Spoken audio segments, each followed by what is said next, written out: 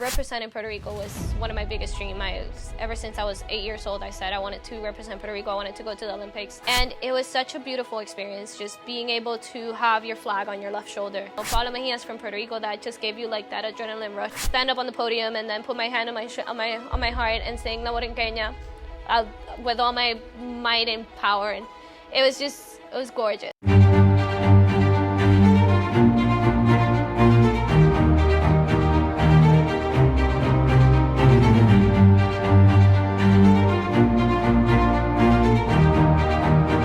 Today I'm going to be chatting with one of the students of the University of Miami in the physical therapy program.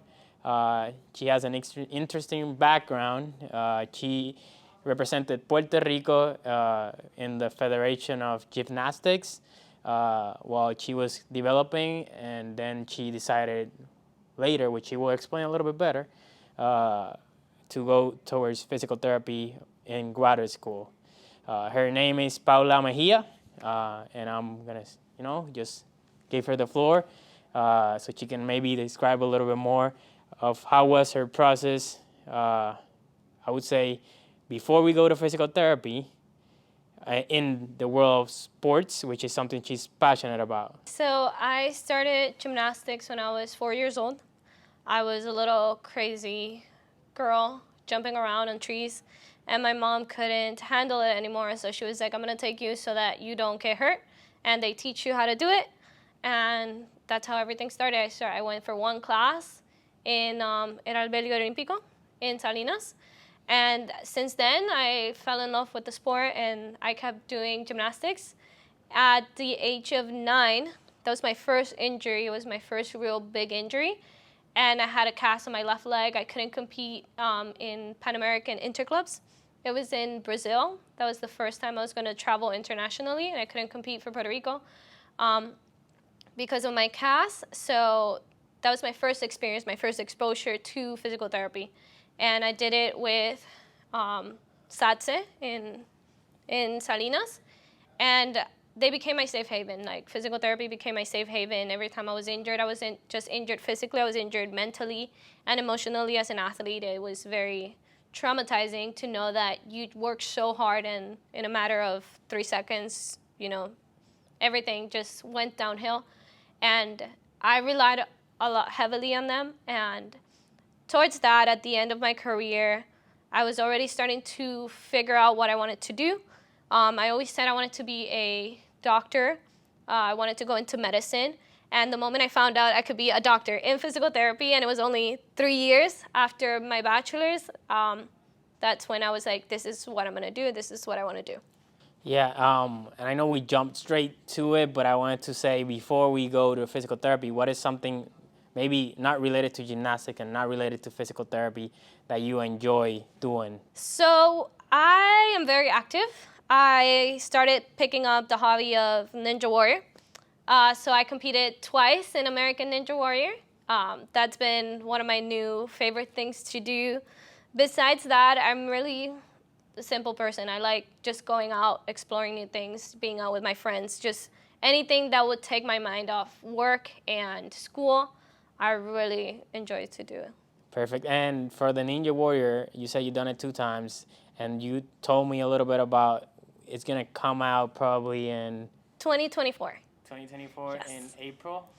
I think it will be summer of 2024, so it would be very interesting because it's the same summer as the Olympics. So it will be kind of that Olympic vibe. So it's gonna be really, really cool. I don't know the exact date yet. I just know it's summer 2024. So yeah, if you are like watching Ninja Warrior and you had a chance to see it next summer, you might see Paula jumping around and doing what Ninja Warriors do. Yes. So I was gonna say, we were chatting a little bit earlier today, and you were telling about how passionate you are about kind of like being an advocate for the profession, not just in Florida and basically the United States, but also for where family is from or where you are from, in Puerto Rico, and you're doing a lot of leadership activities. So what drives you to do all those things? I think as a Puerto Rican and competing for Puerto Rico as well, I have this sense of like a duty that I have to give back to the community, not for me, but for everyone else. And I'm able to experience things here in the U.S. that will be beneficial for Puerto Rico, and I think that's really, really cool. I just believe that there's so much talent in Puerto Rico. Like, we don't know how much talent we have in Puerto Rico until we come out of it. And I want to help everyone else that's in there achieve their goals, achieve their dreams, just like my physical therapist did for me. I'm just trying to give back. Yeah, and how would you say your experience is? How is the student life in UM? I love UM.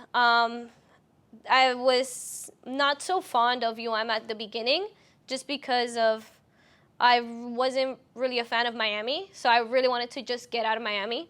And my best friend is a year older than me, so she's in her third year. And she was really into UM, and she had just gotten accepted into UM. So I gave it a shot, and I came here, and I fell in love with the place. I love the family vibe that we have here. I love the open door policy. I love that I can talk to the professors, and they're always there to help you. They're always willing to just give you a hand with whatever you need. It's very personal, and I really, really enjoy that. And the student life is the same. Like, we help each other out. We are so coherent with each other. All the cohorts, mesh well. And within our cohort as well, we have our own little groups, but it's not that we're divided. We always do class activities together. We do beach days, we do boat stays, we go out on the weekend after an exam. We always go out. We always have fun. So we're always helping each other, and I really, really enjoy that. And that's why UM became my top school. Shout out to Chana Agara and Alex, which I met from here, the great people. But yeah, I think my experience when I was in Puerto Rico, also the same. It was great being around classmates every single day. When good days and bad days, after tests, you have people to go around and just share your frustrations after a test and stuff like that. But yeah, and other than just what you're doing right now, I know you mentioned that you enjoy pediatrics. Yes. Maybe you're thinking about pediatrics, but you also have sports in the back of your head, and you're still battling which one you might be doing. But how do you feel about those things right now? So I came in thinking I was going to go into neuro. I was very straightforward into neuro, and after my first semester, I liked more pediatrics. It made more sense just because of what I've experienced as a gymnast. Most gymnasts are underage, usually before 16, before 18. And I've worked with pediatrics populations, so it made sense. But I am keeping open doors, like keeping an open mind of whatever comes my way, comes my way. I don't know. There's nothing fixed for me. So maybe, who knows, maybe I'll end up in geriatrics or pelvic floor or orthopedics. We don't know. But for now, I'm just trying to experience everything, learn a little bit about everything, and when the time comes, destiny will tell me. Yeah, if there was a student that might be thinking about applying to UM or thinking about studying physical therapy, but they're like up in the air because maybe they're not sure, they are gonna do what they think is best for them anyways. But what advice would you give them if they were in the grasp of should I not, should I? I would say if you're like in the grasp of becoming a physical therapist, you're indecisive, just make sure you do your research, make sure you experience all the realms of physical therapy, not just the outpatient, because as physical therapists, we could do so much. We could work in so many different fields. We can go into so many different specialties, and also do your research as to what it truly involves to be a student, because it is a grad program. We are also doctors, so it does take a lot. There's a lot of sacrifice. And once you weigh out the pros and cons, and there's more pros and cons, just take your chance. Why not? Yep. And I was gonna ask, now jumping out of physical therapy and talking about your experience, how is it being a high level, or I would say representing your country in a sport like gymnastics? How would you describe that experience? Obviously, you did it for Puerto Rico. You could talk through that experience. So I think gymnastics was my first love. Once I fell in love with the sport, I just couldn't stop thinking about it. And then representing Puerto Rico was one of my biggest dreams. Ever since I was 8 years old, I said I wanted to represent Puerto Rico. I wanted to go to the Olympics. And it was such a beautiful experience, just being able to have your flag on your left shoulder and just being able to rub it like, okay, I'm doing this for you, but I'm also doing it for myself. And once you got there, you competed, you would see your flag, they would say, you know, Paula Mejía is from Puerto Rico. That just gave you like that adrenaline rush, that like little like grasp of air, like, okay, it's real. And I'm doing it. And it's just beautiful. Like, I can't find words to express how gorgeous the experience was. Being able to stand up on the podium and then put my hand on my heart and sing La Borinqueña with all my might and power, and it was gorgeous. Like, I've lived it watching, and I felt the adrenaline. I cannot imagine how it feels when you're there.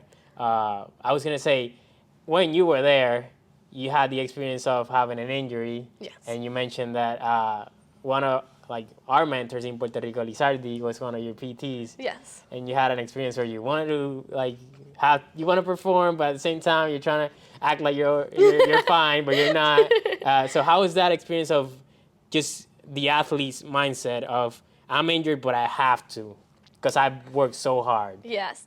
So it's just like that. You've worked so hard, and in a matter of 3 seconds, you know, you get injured, and all that hard work, you know, goes down, and you don't really know what to do. But at least for me, I wasn't competing for myself. I was competing for Puerto Rico. I was competing for my team. I was competing for my girls as well. So I had to make sure that as a team captain, I had to stay strong. I had to make sure that I was fine so that the girls were fine as well.